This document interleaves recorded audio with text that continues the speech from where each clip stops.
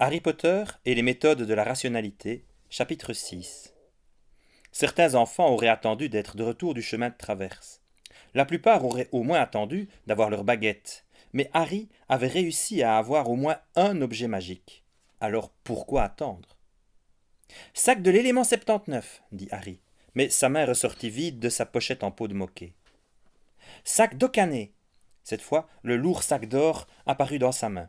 Il le remit dans le sac. Sac de gage d'échange économique. Vide.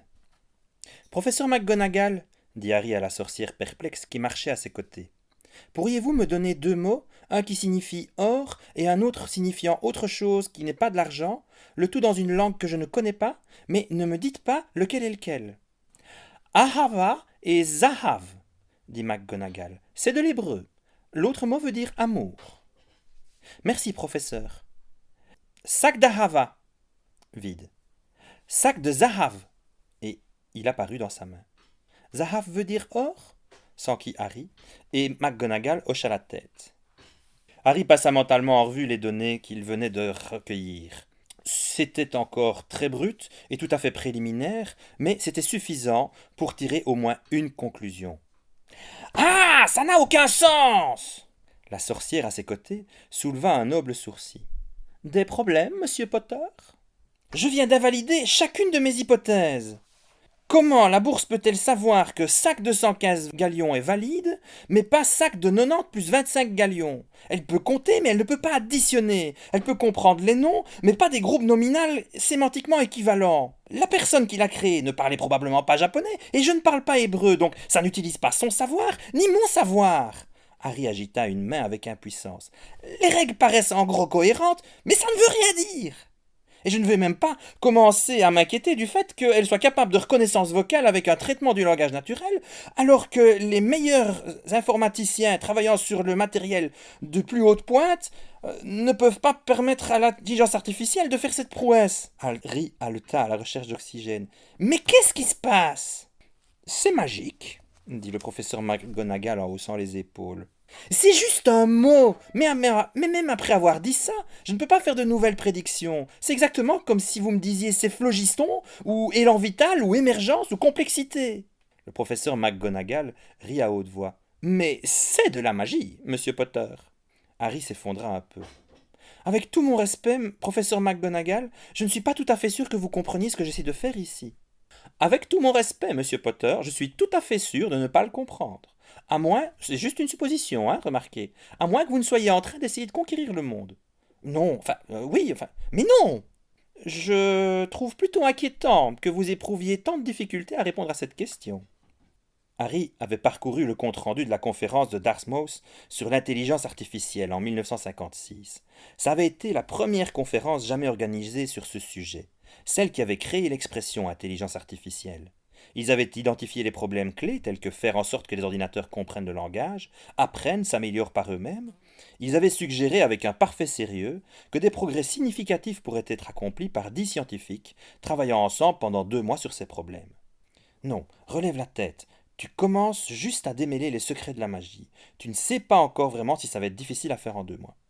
Et vous n'avez vraiment pas entendu parler d'autres sorciers posant ce genre de questions ou faisant des expériences scientifiques de ce style? Demanda à nouveau Harry. Ça lui semblait tellement évident. Mais après tout, il avait fallu attendre plus de 200 ans après l'invention de la méthode scientifique pour qu'un scientifique moldu pense à étudier de façon systématique ce qu'un humain de 4 ans pouvait ou ne pouvait pas comprendre.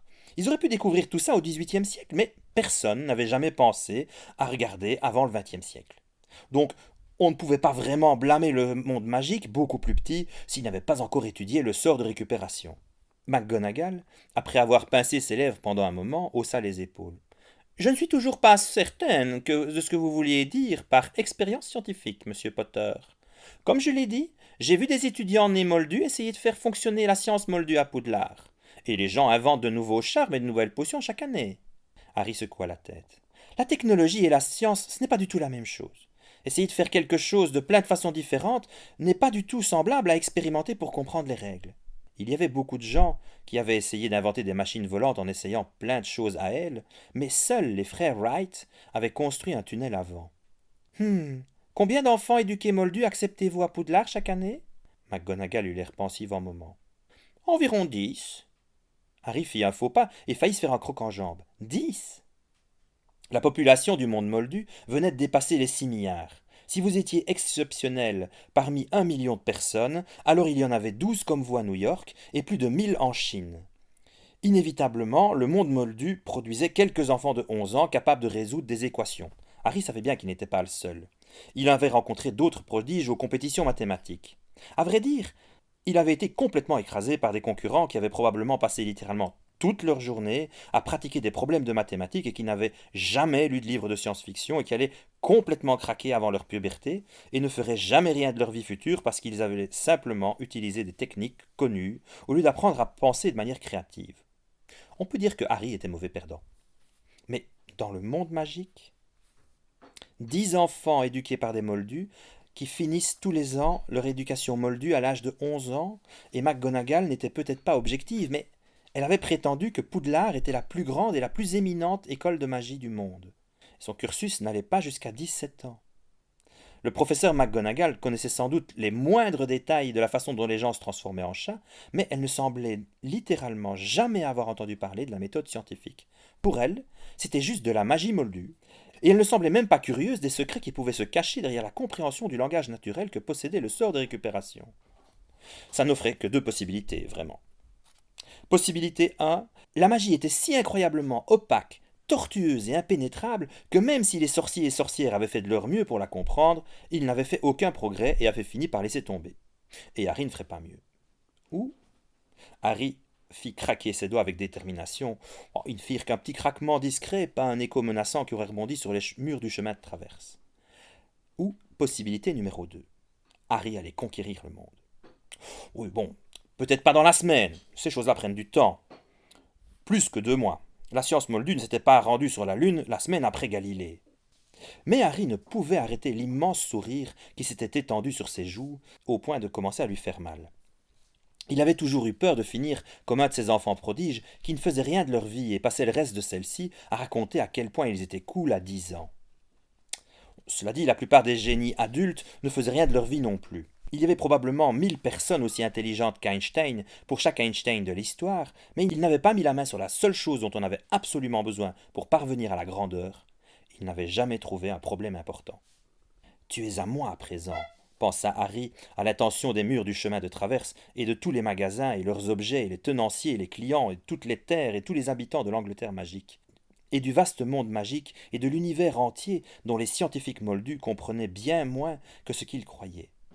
Moi, Harry James Potter Evan Verse, revendique ce territoire au nom de la science. Les éclairs et le tonnerre ne brillèrent pas et ne grondèrent pas dans le ciel sans nuages. Pourquoi souriez-vous, monsieur Potter s'enquit McGonagall avec prudence et lassitude. Je me demande s'il existerait un sort qui permette de faire jaillir des éclairs en arrière-plan à chaque fois que je prends une résolution qui n'augure rien de bon, expliqua Harry. Il était en train de soigneusement mémoriser les mots exacts de sa résolution qui n'augure rien de bon, afin que les livres d'histoire du futur ne se trompent pas. J'ai la nette impression qu'il est de mon devoir d'intervenir, soupira McGonagall. Oh, n'y prêtez pas attention, les impressions, ça va, ça vient, elle finira bien par... Oh, excellent Harry mit ses pensées de conquête mondiale en attente et alla droit jusqu'au magasin à la devanture ouverte, et le professeur McGonagall le suivit. Harry avait maintenant acheté ses ingrédients de potions, un chaudron et quelques petites choses supplémentaires, des objets qu'il semblait intelligent de transporter dans sa batte-ceinture, aussi connue sous le nom de super bourse en peau de moquet QX31 avec charme d'extension indétectable, charme de récupération et ouverture élargissante. Des achats intelligents et raisonnables. Harry ne comprenait honnêtement pas pourquoi McGonagall avait l'air si méfiante. Cette fois, le magasin devant lequel il se trouvait était dans l'artère principale, et les prix qu'il demandait allaient avec. Le magasin avait une devanture ouverte, où la marchandise était disposée sur des étals en bois, gardée seulement par un léger halo gris et une jeune vendeuse portant une version fortement raccourcie des robes de sorcière normales qui révélaient ses genoux et ses coudes. Harry examinait l'équivalent magique d'un kit de premiers soins, le pack de soins d'urgence plus. Il y avait 2 garrots autosérants, une potion de stabilisation qui ralentissait la perte de sang, une seringue de quelque chose qui ressemblait à du feu liquide et qui était supposé réduire considérablement la circulation sanguine dans la zone traitée, tout en continuant à oxygéner le sang pendant 30 minutes maximum. Si jamais vous aviez besoin d'empêcher un poison de se répandre dans le corps, c'était l'idéal. Il y avait un tissu blanc qui pouvait être enroulé autour d'une partie du corps pour temporairement diminuer la douleur, plusieurs quantités d'autres objets que Harry ne comprenait absolument pas, comme traitement pour l'exposition des traqueurs qui ressemblaient et sentaient tout à fait comme du chocolat, ou contre Baffle Snaffle qui ressemblait à un petit œuf frémissant et portait une affichette montrant comment l'enfoncer dans la narine de quelqu'un. Un achat incontournable pour 5 galions, qu'en vous dites-vous dit Harry à McGonagall, et la jeune vendeuse, non loin, hocha la tête avec enthousiasme. Harry s'était attendu à ce que McGonagall fasse une remarque approbatrice sur sa prudence et sa préparation. Ce qu'il reçut à la place ne pourrait être décrit que comme un mauvais œil. « Et pourquoi donc ?» dit le professeur McGonagall avec une lourde note de scepticisme. « Vous attendriez-vous à avoir besoin d'un kit de soins, jeune homme ?» Après le malheureux incident au magasin de potions, McGonagall essayait d'éviter le « Monsieur Potter » lorsque quelqu'un se trouvait non loin. La bouche de Harry s'ouvrit puis se ferma. « Je ne m'attends pas à en avoir besoin, c'est juste au cas où. »« Au cas où quoi ?» Les yeux de Harry s'agrandirent. « Vous pensez que je prépare quelque chose de dangereux et que c'est pour ça que je veux un kit médical ?» L'air de soupçon sinistre et d'incrédulité ironique qu'arborait le visage de McGonagall suffit seul à répondre. « Grand Scotch !» Harry avait vu la version originale de Retour vers le futur. Il avait décidé que cette expression valait tous les noms de Zeus du monde. Et puis McGonagall n'était pas grec, de toute façon. Il aurait pu se rabattre sur nom d'une cornemuse, mais ça faisait vraiment trop puéril. Grand Scotch, vous pensiez vraiment ça aussi quand j'ai acheté la potion de chute sur plume, la branchiflore et la bouteille de pilules de nourriture et d'eau? Oui. Harry secoua la tête avec stupéfaction. Quelle sorte de plan pensez-vous que j'ai mis en route? Je ne sais pas, dit tristement McGonagall, mais ça se termine soit avec vous délivrant une tonne d'argent à Gringotts, soit avec la domination du monde. Oh, la domination du monde, c'est tellement laid comme expression. Je préfère appeler ça optimisation mondiale. Mais ça ne suffit pas à rassurer le professeur McGonagall, qui lui donnait toujours le regard de la mort. Wow, dit Harry en se rendant compte qu'elle était sérieuse. Vous croyez vraiment? Vous pensez vraiment que je prévois de faire quelque chose de dangereux? Oui. Comme si c'était la seule raison pour laquelle quelqu'un achète un kit de premiers soins? Ne le prenez pas mal, professeur McGonagall, mais de quelle sorte d'enfant fou avez-vous l'habitude de vous occuper? Des griffons d'or, cracha le professeur McGonagall. Le mot transportait un convoi d'amertume et de désespoir tel qu'on aurait dit une malédiction éternelle jetée sur tout l'héroïsme et la vivacité de la jeunesse. Madame la directrice adjointe, dit Harry en posant fermement ses mains sur ses hanches, je ne vais pas aller à Gryffondor.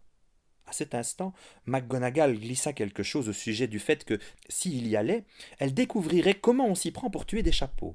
Une remarque étrange que Harry laissa passer sans commentaire, bien que la vendeuse semblât être prise d'une soudaine crise de toux. « Je vais aller à Serre d'Aigle, et si vous pensez vraiment que je prévois de faire quelque chose de dangereux, alors, avec tout mon respect, vous ne me comprenez pas du tout. Je n'aime pas le danger, ça me fait peur. Je suis prudent, je suis précautionneux, je me prépare à des contingences imprévues. Comme mes parents disent toujours, comme disent les scouts, soyez prêts. C'est comme ça qu'on marche dans la vie, pas nerveux, pas énervé, pas effrayé. Soyez prêts, toujours prêts. La posture de McGonagall s'était légèrement adoucie, surtout quand Harry lui avait rappelé qu'il allait à Serre d'Aigle. « À quelle sorte de contingence imaginez-vous que ce kit vous prépare, jeune homme ?» L'une de mes camarades de classe se fait mordre par un horrible monstre, et alors que je fouille frénétiquement dans ma bourse en peau de moquet, à la recherche de quelque chose qui pourrait l'aider, elle me regarde avec tristesse et dans son dernier souffle me dit « Pourquoi n'étais-tu pas prêt ?» Puis elle meurt et je sais alors que ses yeux se ferment, qu'elle ne me pardonnera jamais. Harry entendit la vendeuse manquer d'air. Il leva les yeux et la vit, les yeux braqués sur lui, ses lèvres fermement serrées. Puis la jeune femme fit demi-tour et fuit vers le fond du magasin. Quoi? Le professeur McGonagall prit les mains de Harry dans les siennes, gentiment mais très fermement, et tira Harry jusqu'à la rue principale du chemin de traverse, le menant dans une ruelle située entre deux magasins qui étaient pavés de briques sales et se terminaient en cul-de-sac. La grande sorcière pointa sa baguette en direction de la rue principale et dit « Sourdinam !» Et un écran de silence s'abattit autour d'eux, bloquant les bruits de la rue. « Qu'est-ce que j'ai fait de mal ?» Puis la sorcière se tourna et envoya à Harry un regard glacé, pleine puissance. « Je vous serais reconnaissante de vous rappeler, monsieur Potter, qu'il y a eu une guerre dans l'Angleterre magique il n'y a pas 10 ans de cela, et que tout le monde ici a perdu quelqu'un et que parler d'amis mourants dans vos bras n'est pas une chose qui se fait. Je ne voulais pas. » La conclusion tomba comme une pierre dans l'imagination exceptionnellement visuelle de Harry. La guerre avait pris fin 10 ans auparavant, donc cette fille avait 8 ou 9 ans ou plus quand... Je suis désolé, je ne voulais pas. Harry s'étrangla et se détourna du regard froid de McGonagall, mais il y avait un mur de terre en travers de son chemin, et il n'avait pas encore sa baguette magique. Je suis désolé, je suis désolé, je suis désolé. Un lourd soupir s'éleva derrière lui. Je sais que vous l'êtes, monsieur Potter. Harry osa jeter un coup d'œil derrière lui. La colère avait quitté le visage du professeur McGonagall. « Je suis désolé, » dit à nouveau Harry, se sentant l'être le plus misérable du monde. « Je n'aurais pas dû dire ça. Est-ce que c'est quelque chose qui vous... » Et Harry ferma ses lèvres, plaqua sa main sur sa bouche pour faire bonne mesure. Le visage de McGonagall devint un peu plus triste. « Vous devez apprendre à penser avant de parler, monsieur Potter. Sinon, vous traverserez l'existence avec bien peu d'amis.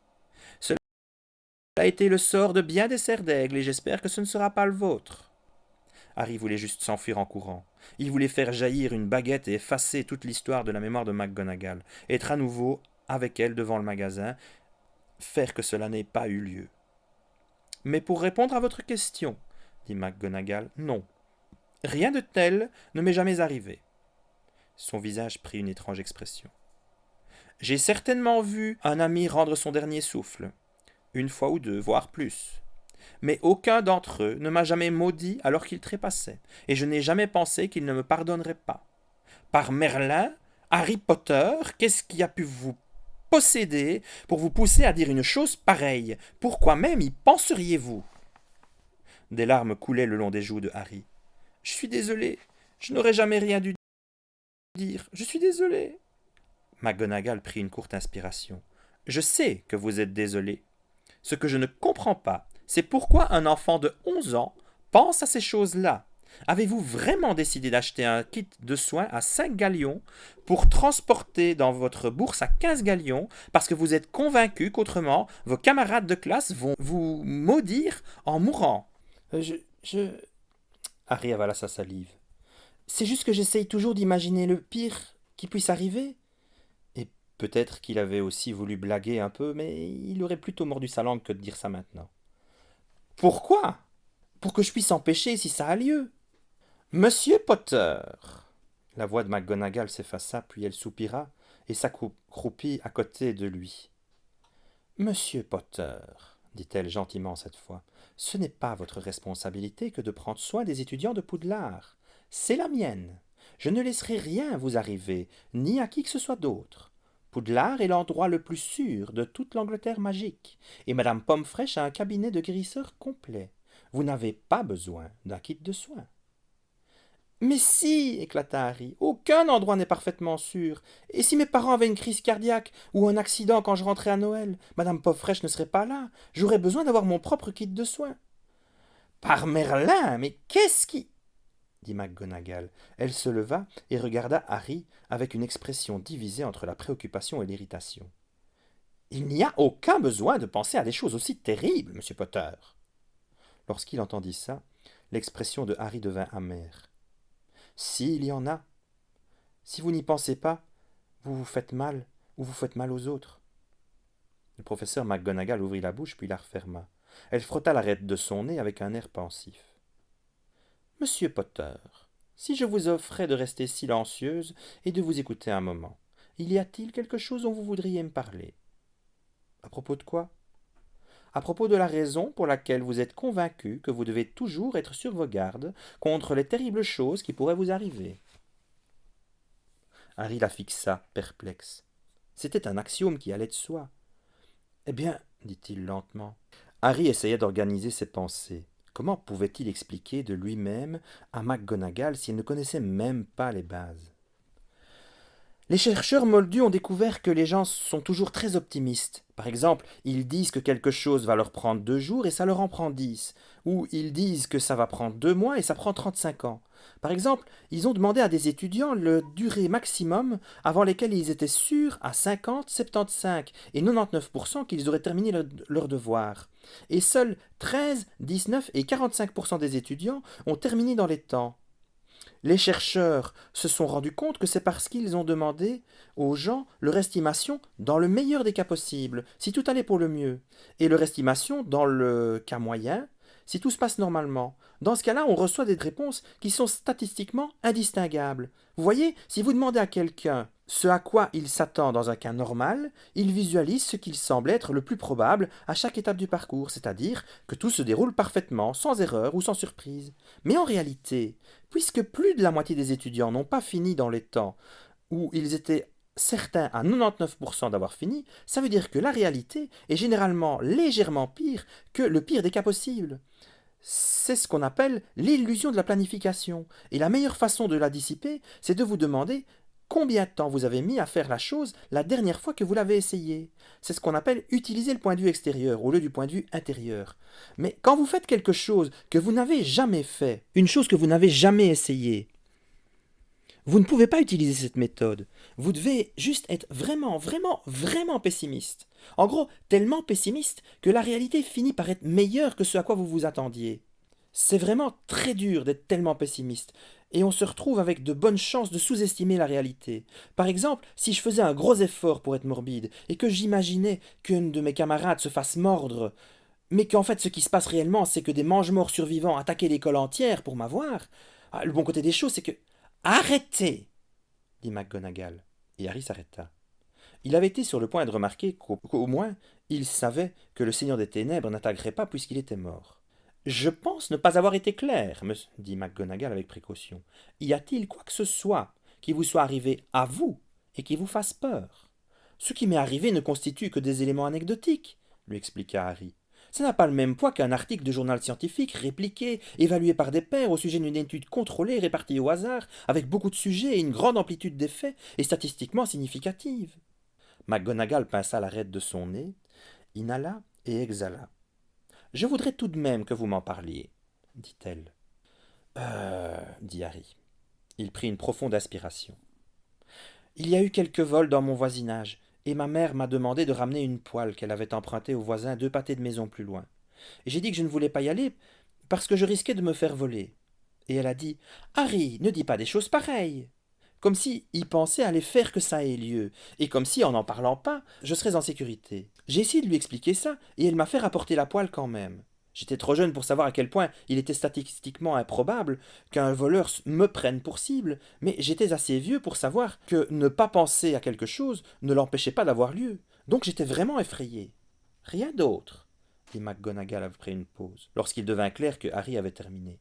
Il n'y a rien d'autre qui vous soit arrivé? Je sais que ça n'a pas l'air d'être grand-chose, se défendit Harry. Mais c'est un de ces moments cruciaux d'une vie, vous voyez. Je veux dire que je savais que ne pas penser à quelque chose ne l'empêchait pas d'avoir lieu, je le savais, mais je ne pouvais voir que maman ne pensait pas vraiment comme ça. Harry s'arrêta, luttant contre la colère qui commençait à monter à chaque fois qu'il y pensait. Elle ne voulait pas écouter. J'ai essayé de lui dire, je lui ai supplié de ne pas m'envoyer dehors, et elle en a ri. Tout ce que je disais, elle le traitait comme une sorte de blague. Harry força la rage noire à redescendre. C'est là que je me suis rendu compte que tous ceux qui étaient censés me protéger étaient en réalité fous, et qu'ils n'écouteraient pas. Peu importe que je les supplie, que je ne pourrais jamais vraiment compter sur eux pour ne pas se tromper. Parfois les bonnes intentions ne suffisaient pas, parfois il fallait être sain d'esprit. Harry prit le temps de respirer profondément et de se calmer. Il n'y avait aucun sens à se mettre en colère. Tous les parents étaient comme ça. Aucun adulte n'était prêt à renoncer à assez de son statut pour se mettre au même niveau qu'un enfant. Ses parents génétiques n'auraient pas été différents. La santé mentale était une petite étincelle dans la nuit, une exception infinitésimale à la règle et à la domination de la folie.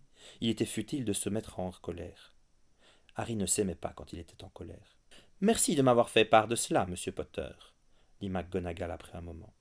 Elle avait une expression distraite, presque exactement la même que celle qui était apparue sur le visage de Harry alors qu'il faisait des expériences avec la bourse en peau de moquet. Si seulement Harry s'était vu dans un miroir et s'en était rendu compte. Je vais devoir y réfléchir. Elle se tourna vers la bouche de la ruelle et leva sa baguette. Dit Harry. Peut-on aller prendre le kit de soie maintenant? McGonagall s'interrompit et le regarda à nouveau fermement. Et si je dis non, que c'est trop cher et que vous n'en auriez pas besoin, que se passe-t-il? Le visage de Harry se tordit d'amertume. Exactement ce que vous pensez, professeur. Exactement ce que vous pensez. J'en conclus que vous êtes un autre adulte fou auquel je ne peux pas parler, et je commence à élaborer une façon de mettre la main sur le kit de soins.